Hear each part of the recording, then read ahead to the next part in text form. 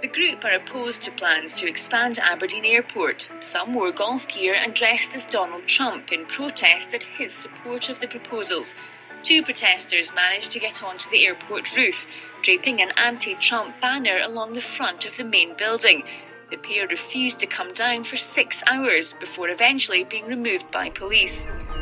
What was behind it was the fact that we don't want airport expansion, and we see Donald Trump's proposed development at Valmedi for his golf course and his holiday home development as being something which would support airport expansion. And we're against airport expansion, and so are most climate scientists as well.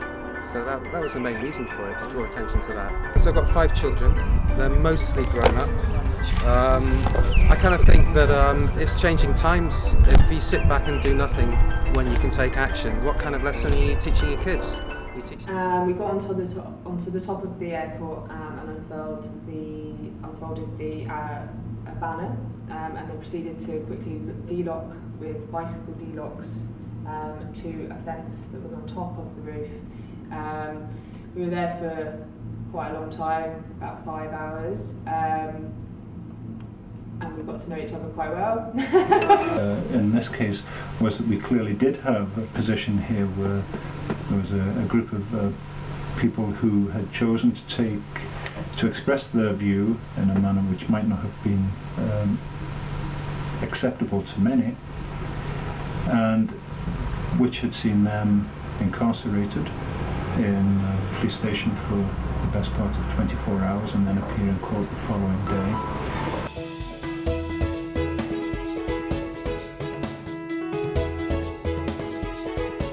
We wanted to build what we determined could be easily the greatest golf course anywhere in the world.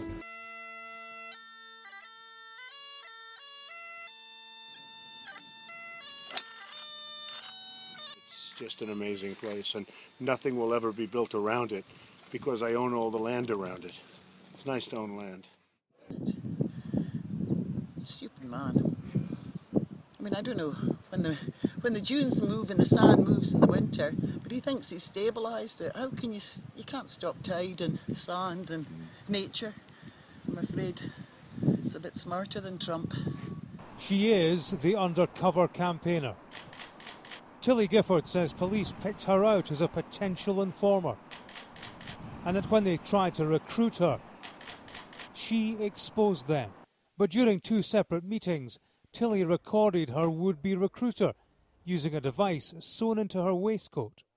It was one phone which was recording locally, which was in one pocket, another phone which was being phoned on Skype and was being recorded live by people on a computer, which was in another pocket, and this here is a camera and audio recording device which was sewn into my jacket, into a pocket here, and was then filming out of the buttonhole. The fact is, this is a massive amount of police resources and taxpayers' money which is being put into infiltrating, influencing a peaceful protest group who are fully accountable for what they do.